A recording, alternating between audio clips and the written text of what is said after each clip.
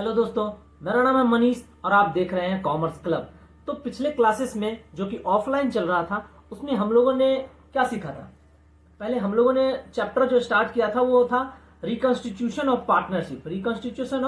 Partnership, जिसमें हम लोगों ने देखा था कि सेक्रीफाइसिंग रेशियो कैसे कैलकुलेट करते हैं, गेनिंग रेशियो कैसे कैलकुलेट करते हैं, general reserve, undistributed profit, workman compensation fund reserve, ये सारे चीजों का हम ट्रीटमेंट कैसे करते हैं, अकाउंटिंग ट्रीटमेंट कैसे करते थे, ये हम ऑलरेडी ऑफलाइन क्लासेस में देख चुके हैं। अब हम लोग आगे चलते हैं। आगे का टॉपिक है कि रिवैल्यूएशन कैसे करते हैं। आपको पता है कि जब भी हम पार्टनर्स के बीच में, जैसे ए बी सी पार्टनर्स के बीच में अगर रेशियो में बदलाव होता है, रेशियो यानी ये 2, ये 3, ये 5, इस रेशियो में डिस्ट्रीब्यूट कर रहा था प्रॉफिट। अब नया रेशियो जो है वो सपोज दैट 1:1:1 है, तो ये क्या हो गया, ये हो गया कि रिकॉन्स्टिट्यूशन होगा इस केस में। तो रिकॉन्स्टिट्यूशन होगा इस केस में क्यों? क्योंकि प्रॉफिट शेयरिंग रेशियो में चेंजेस हुए हैं। ओके, तो उस केस में आपके एसेट्स और लायबिलिटी का रिवैल्यूएशन होगा। ये हम पिछले क्लास में बता चुके थे कि रिवैल्यूएशन क्यों होता है। क्योंकि सपोज दैट मान लीजिए कि एक बिल्डिंग हमने परचेज किया था पिछले 10 साल पहले, 10 ईयर पहले।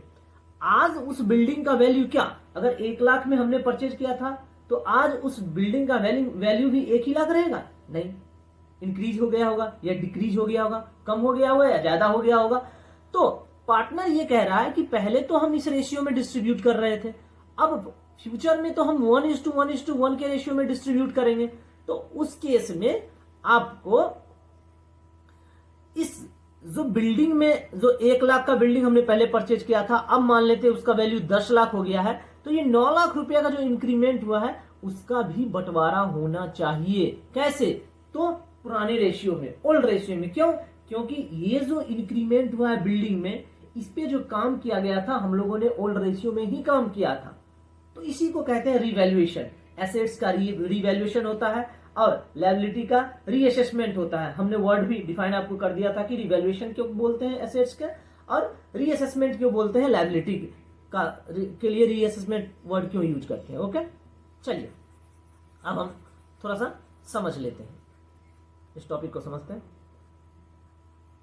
देखिए, एक चीज आपको और समझा देता हूं, बुक वैल्यू और मार्केट वैल्यू, ये क्या होता है।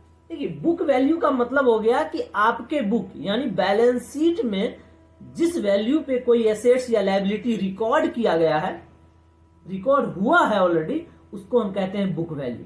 मार्केट वैल्यू मतलब आज के डेट में उस पर्टिकुलर एसेट्स या लायबिलिटी का क्या वैल्यूएशन है, क्या प्राइस है।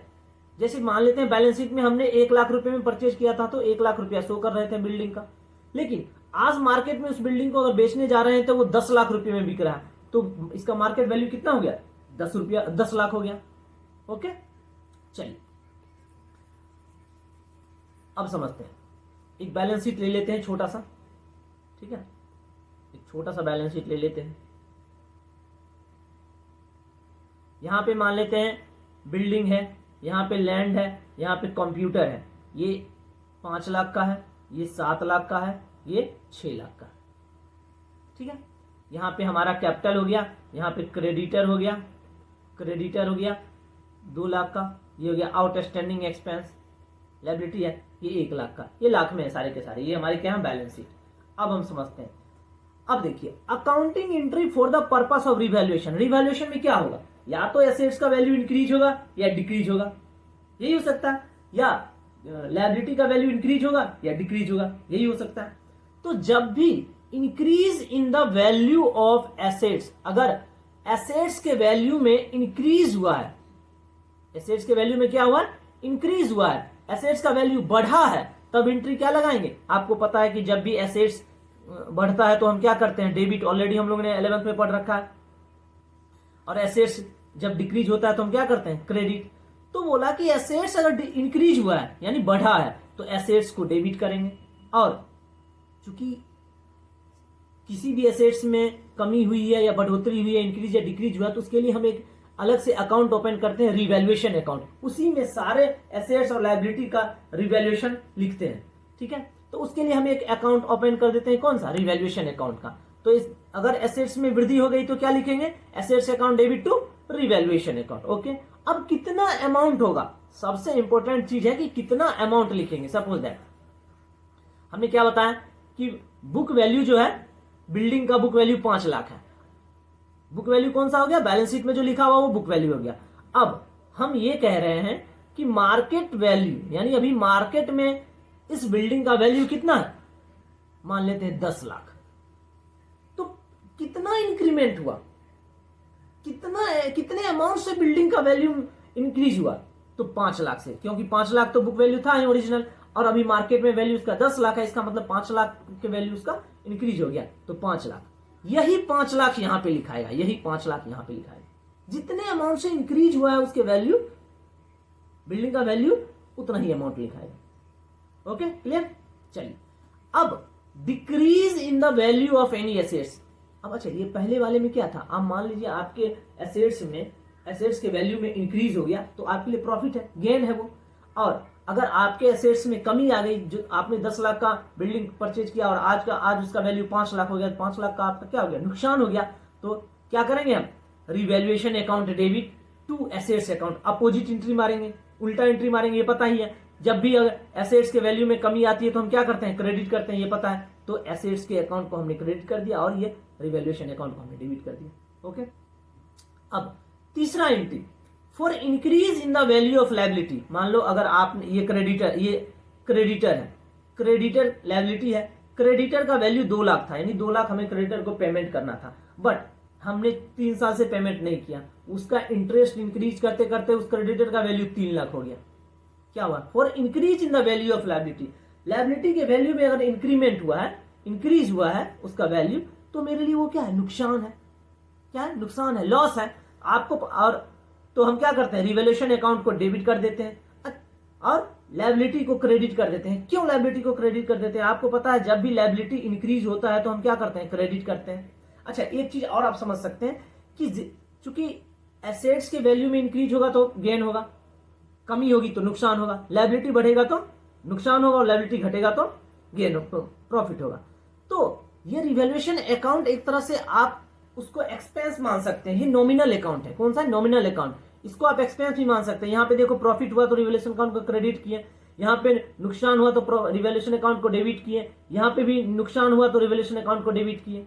ठीक है, तो जब भी लायबिलिटी के वैल्यू में इंक्रीज होगा तो हम एंट्री क्या लगाएंगे, revaluation account debit to liability account. Liability यानी जो भी लायबिलिटी का नाम रहेगा यहाँ पे क्रेडिटर हो जाएगा, कितना से, 2 लाख का क्रेडिटर बुक वैल्यू था, अब मार्केट वैल्यू 3 लाख हो गया, तो कितना 1 लाख, यहाँ पे 1 लाख। Okay, clear. चलिए आगे बढ़ते हैं। उसी तरह से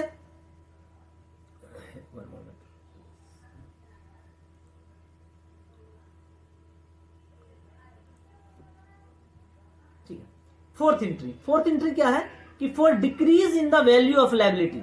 क्या हो गया, अगर हमारे लायबिलिटी में कमी आ गई, कोई क्रेडिटर 3 लाख का था, अब वो बोल रहा है कि आप मुझे 2 लाख रुपया दे दो, काम खत्म करते हैं, बुक्स ऑफ अकाउंट सेटल करते हैं, तो मेरे लिए 1 लाख रुपया गेन हो गया, प्रॉफिट हो गया। तो इस प्रॉफिट को हम क्या करेंगे, इस प्रॉफिट को बुक करेंगे। आपको पता है कि लायबिलिटी के वैल्यू में जब भी कमी आती है तो हम उसको डेबिट करते हैं, उसको डेबिट कर दिए, और वो मेरे लिए क्या है, एक गेन है, सॉरी एक प्रॉफिट है, क्योंकि हमारे लायबिलिटी में कमी आ गई तो रिवैल्यूएशन अकाउंट को हमने क्रेडिट कर दिया। या कितना, ये बुक वैल्यू मान लो 3 लाख था और 2 लाख रुपया हमें अब पे करना है।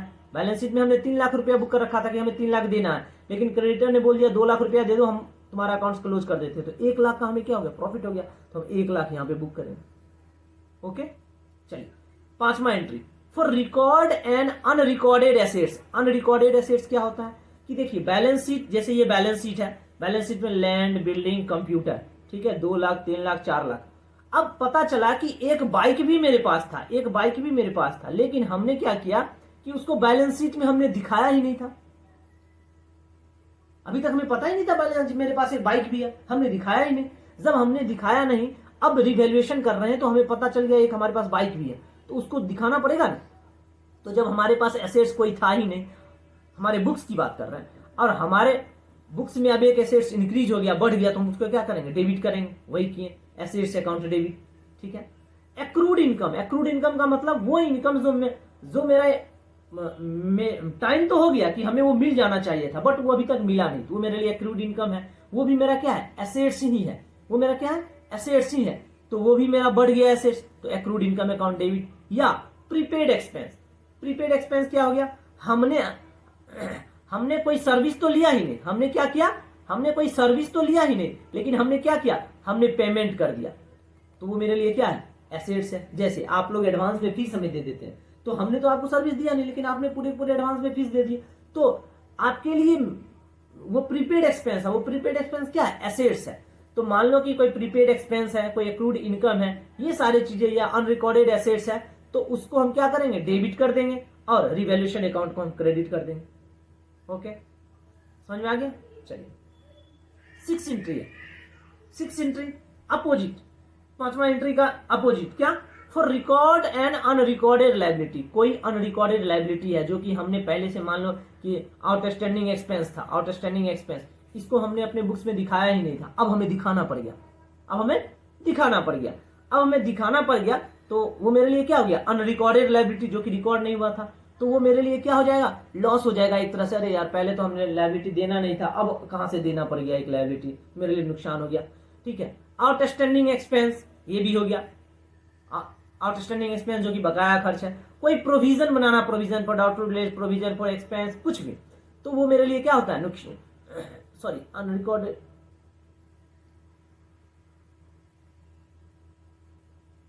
हाँ ठीक है, तो प्रोविजन बनाना है, तो उसका एंट्री क्या होगा, revaluation account debit to liability account. जब भी आपको पता है कि लायबिलिटी अगर मेरे पास बढ़ जाता है तो हम क्या करते हैं, क्रेडिट करते हैं। तो यहाँ पे जो एक लायबिलिटी हमने रिकॉर्ड नहीं किया था वो रिकॉर्ड करना पड़ रहा है, तो हम लायबिलिटी अकाउंट क्रेडिट कर देंगे। टू आउटस्टैंडिंग एक्सपेंस, ये भी पता है आपको, लायबिलिटी है आउटस्टैंडिंग एक्सपेंस। और प्रोविजन अकाउंट, इस तीनों को हम क्या करेंगे, क्रेडिट कर देंगे, और रिवैल्यूएशन अकाउंट को डेबिट कर देंगे। Okay, when revaluation account shows profit. अब देखो ये एंट्री जो है क्या होगा, अभी एक बात बताते हैं, ये 2 एंट्री समझना। देखो, एसेट्स, अगर एसेट्स बढ़ेगा, एसेट्स घटेगा, लायबिलिटी बढ़ेगा, लायबिलिटी घटेगा, यही होगा। अब इसके दौरान अगर एसेट्स बढ़ा, ठीक है, और लायबिलिटी घटा, और इस दोनों को मिला के अगर कहीं, मतलब इस सबको एडजस्ट करेंगे, अकाउंट्स बनाएंगे, अभी आगे समझाएंगे, उसके कारण अगर कोई प्रॉफिट हो गया, मान लो 5 लाख का हमारा एसेट्स बढ़ा और 2 लाख का एसेट्स कम हुआ, तो नेट इफेक्ट कितना हुआ, 3 लाख का हमारा एसेट्स बढ़ा, तो 3 लाख का एसेट्स बढ़ाने में 3 लाख का प्रॉफिट हुआ, तो वो प्रॉफिट का बंटवारा कौन करेगा, ऑलरेडी ऑब्वियस बात है कि पार्टनर्स करेगा। तो पार्टनर्स करेगा तो उसका एंट्री क्या होगा, रिवैल्यूएशन अकाउंट डेबिट, अगर प्रॉफिट होगा तो, टू पार्टनर्स कैपिटल अकाउंट या करंट अकाउंट। यहाँ पर करंट अकाउंट हमने नहीं लिखा है, पार्टनर्स कैपिटल या करंट अकाउंट, किस रेशियो में, ओल्ड रेशियो में, ओल्ड रेशियो में। ठीक है, और नुकसान होगा तो इसका अपोजिट लगा देंगे, ये पता है। आई होप आपको जर्नल एंट्री समझ में आ गया होगा। ओके, तो जर्नल एंट्री के बाद इस वीडियो में इतना ही रहने देते हैं। आगे हम जो है रिवैल्यूएशन अकाउंट बना के बताएंगे, रिवैल्यूएशन अकाउंट कैसे बनेगा। ठीक है, रिवैल्यूएशन अकाउंट कैसे बनेगा, जस्ट लाइक लेजर है, रिवैल्यूएशन अकाउंट डेबिट है तो डेबिट में क्या लिखेंगे, ये तीनों चीज। रिवैल्यूएशन अकाउंट डेबिट है तो डेबिट में पार्टनर्स कैपिटल अकाउंट लिखेंगे, revaluation partners capital account credit में है तो रिवैल्यूएशन अकाउंट को क्रेडिट में लिखेंगे, ऐसा ही बनाएंगे। ओके, चलिए।